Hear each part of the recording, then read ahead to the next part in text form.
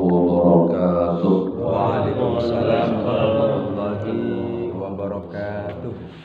Alhamdulillah wa kafa. Wassalatu wassalamu ala sayyidina Muhammadin al-Mustafa wa ala alihi wa ashabihi ahli sidqi wal wafa. Insyaallah. Subhanaka la ilma lana illa ma 'allamtana innaka antal alimul hakim. La haula wa la quwwata illa billahil aliyyil azim. Bersyukur kita kehadirat Allah Subhanahu wa ta'ala.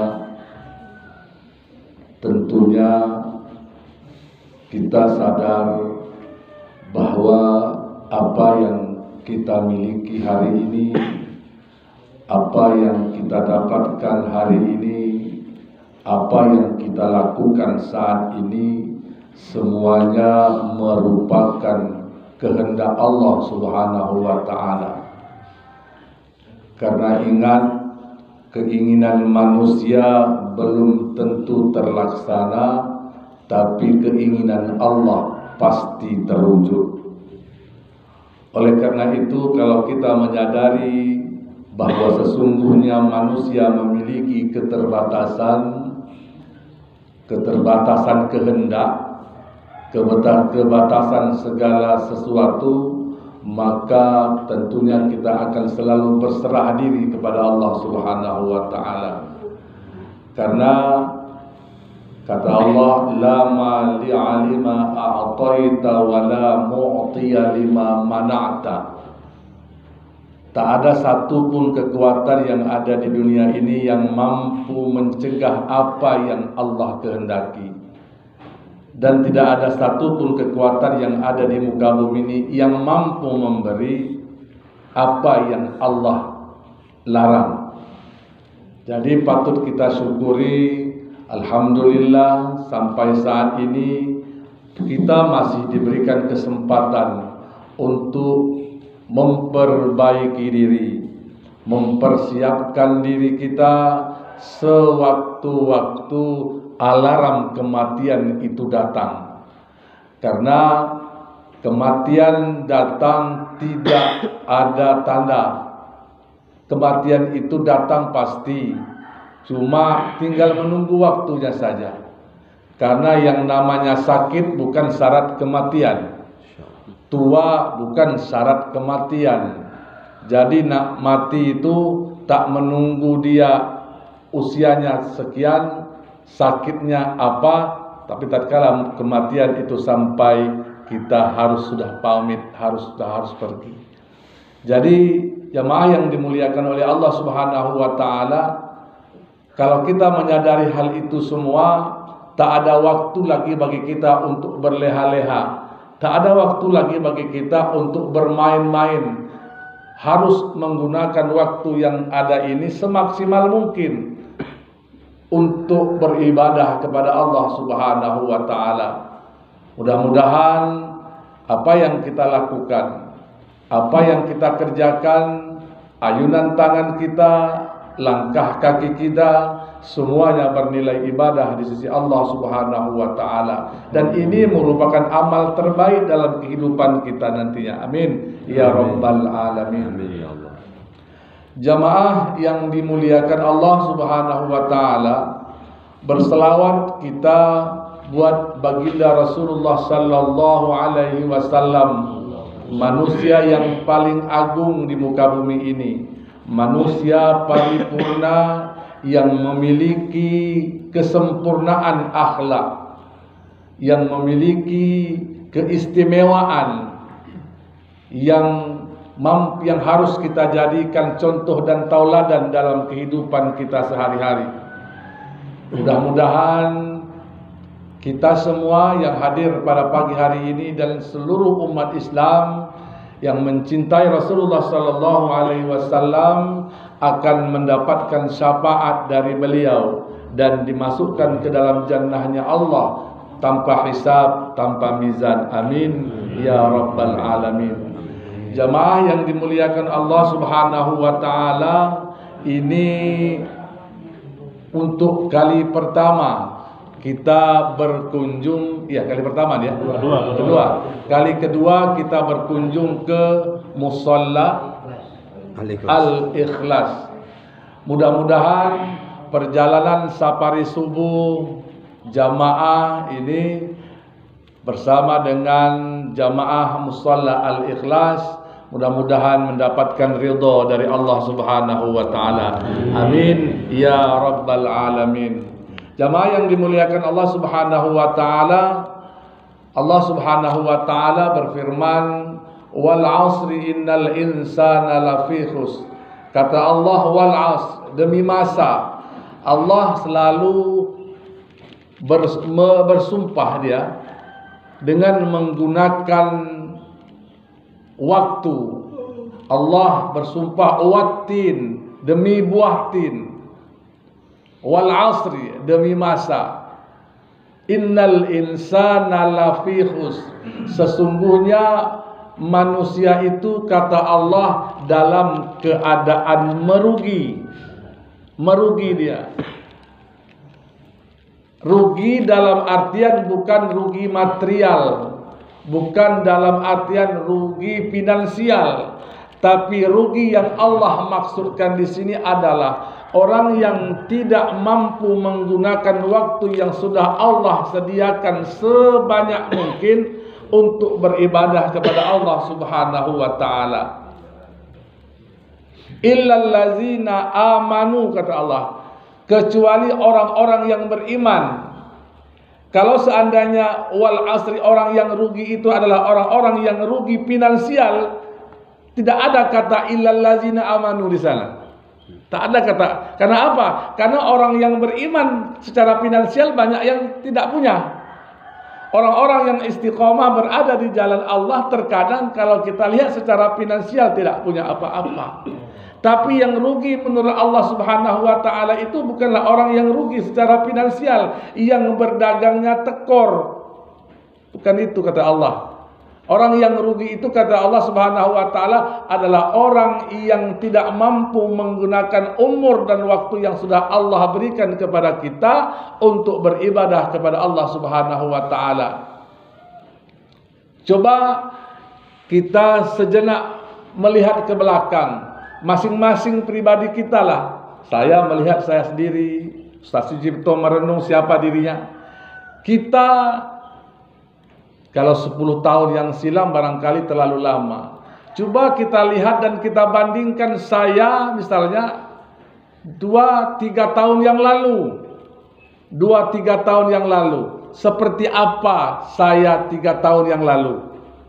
Kita bandingkan dengan kita hari ini. Nih. Kalau kita bandingkan 10 tahun yang lalu barangkali nauzubillah kita berlindung kepada Allah. Kita renunglah Ustaz Tusiman bandingkan Ustaz Tusiman 3 tahun yang silam. Ustaz Lidar Tanjung bayangkan 3 tahun yang silam. Masing-masing merenung seperti apa kita 2-3 tahun yang lalu. Adakah peningkatan dalam hidup, dalam urusan beragama kita? Ada tidak?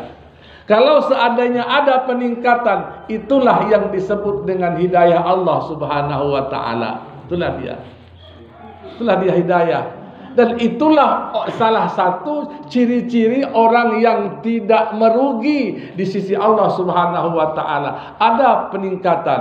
Makanya kata Rasulullah sallallahu alaihi wasallam mengatakan, khairun nas, sebaik-baik manusia itu man talla umruhu wa hasuna amaluh.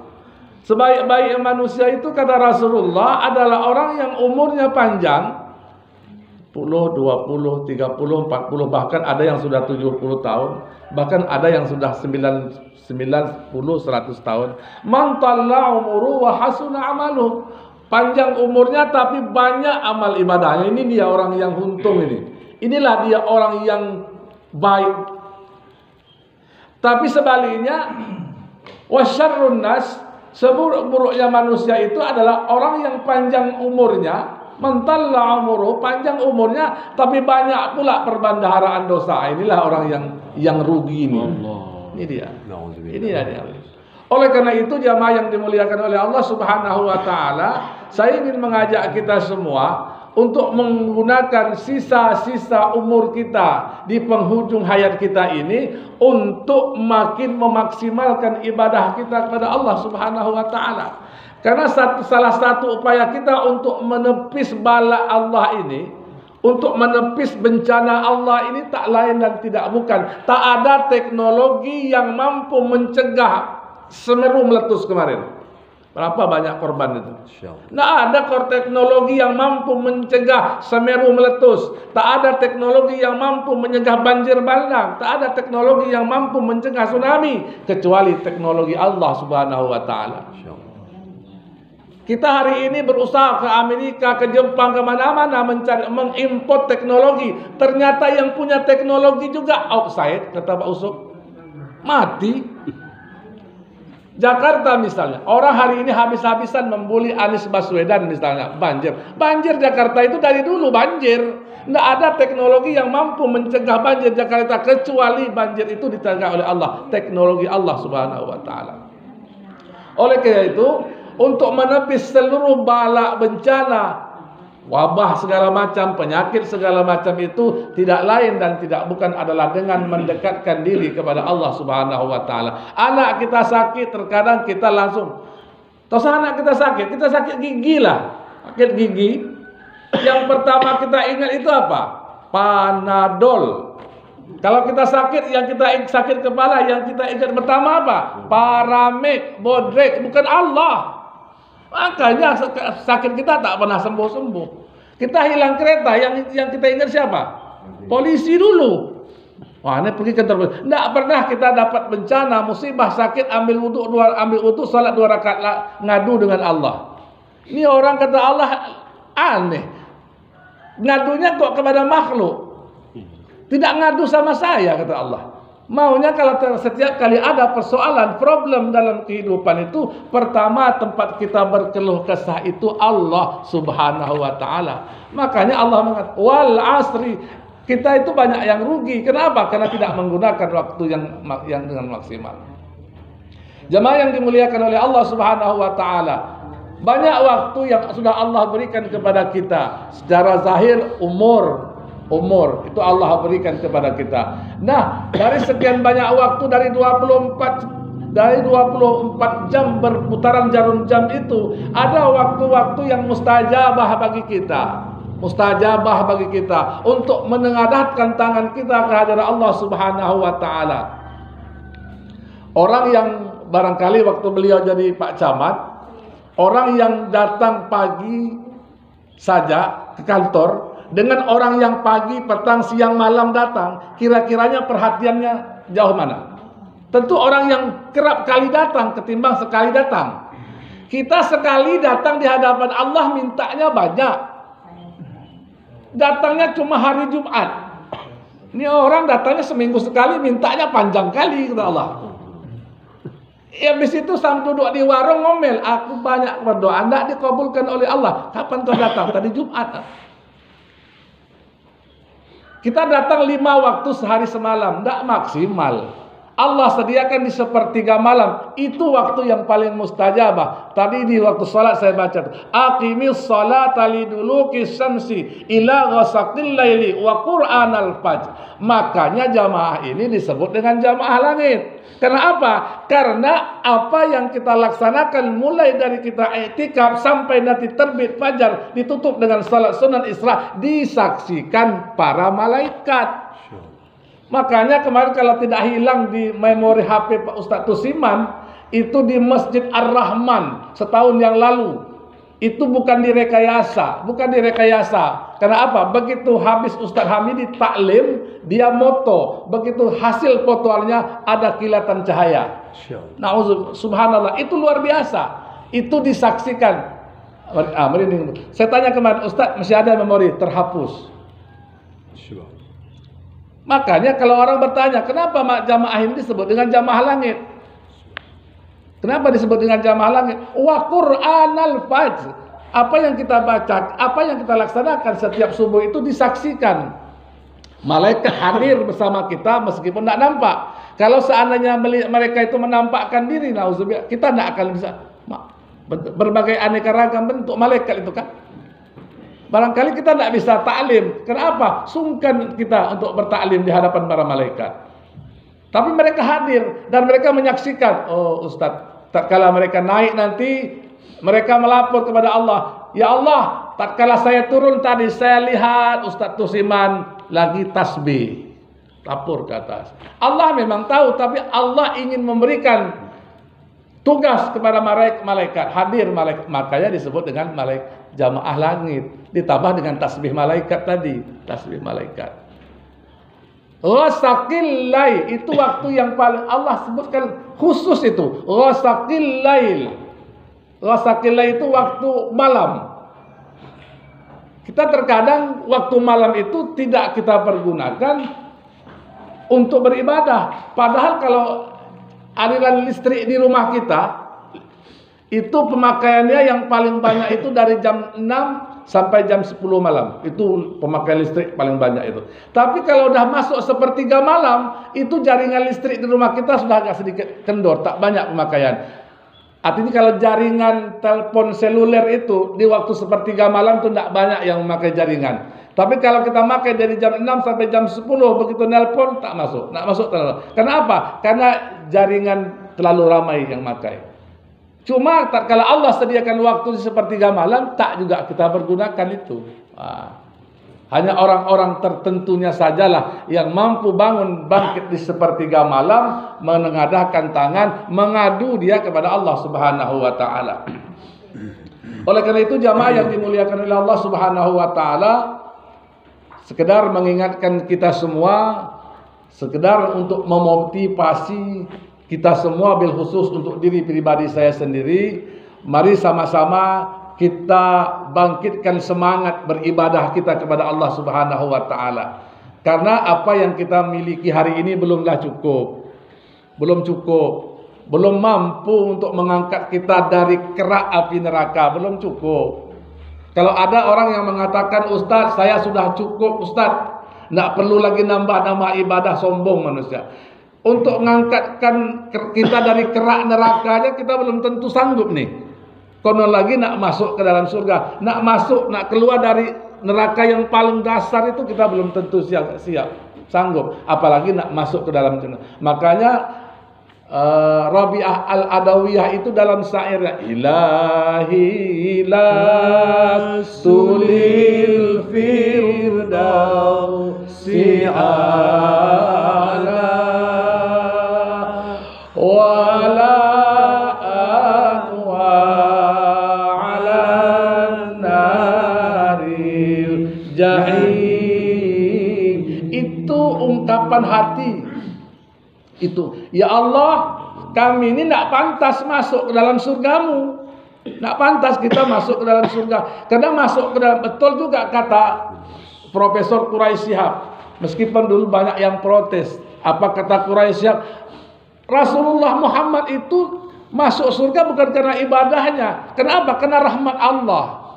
Kita semua nih, kalaupun ada yang masuk surga bukan karena tahajud kita, bukan karena duha kita, bukan karena sedekah subuh kita, karena rahmat Allah. Tidak ada orang yang masuk surga karena ibadah, semua yang masuk karena rahmatnya Allah Subhanahu wa taala. Tak sanggup, kita tak pantas masuk ke dalam surganya Allah, tapi kita juga tak sanggup menahan siksa api nerakanya. Oleh karena itu, yang harus kita rebutkan itu adalah kasih sayangnya Allah. Man ahabani, kata Allah, siapa yang ingin mendapatkan cintaku, qul in kuntum tuhibbunallah. Barang siapa yang mencintai aku, kata Allah, fattabi'uni, ikuti orang-orang yang Allah cintai. Siapa itu? Rasulullah sallallahu alaihi wasallam. Mudah-mudahan dengan asbab cintanya Allah, dengan asbab cintanya Rasulullah sallallahu alaihi wasallam, kita yang hadir pada pagi hari ini mendapatkan keberkahan, mendapatkan rahmatnya Allah, dan diperkenankan oleh Allah Subhanahu wa taala masuk ke dalam jannah, masuk ke dalam surganya Allah. Amin ya rabbal alamin. Demikian barangkali sebelum saya tutup, insyaallah kita diundang oleh Ustadz Sumi Sumino ba'da Isya. Acara Di rumah beliau dalam rangka kenduri, dalam rangka ijab kabul anak beliau. Ya. Iya, pikir Ustaz Sumi tadi ya. Ustaz Sumi ini atau anaknya? Anaknya. Saya sudah yang ke rumah kemarin. Saya sudah bilang. Saya sudah anggap. Dalam rangka ijab kabul anak beliau, perlu dipertegas itu. Masyaallah. Kita doakan juga lah. Iyalah. Kita doakan beliau juga lah. Setelah anaknya nyusul. Demikian billahi taufiq wal hidayah. Wassalamualaikum warahmatullahi wabarakatuh. Sallallahu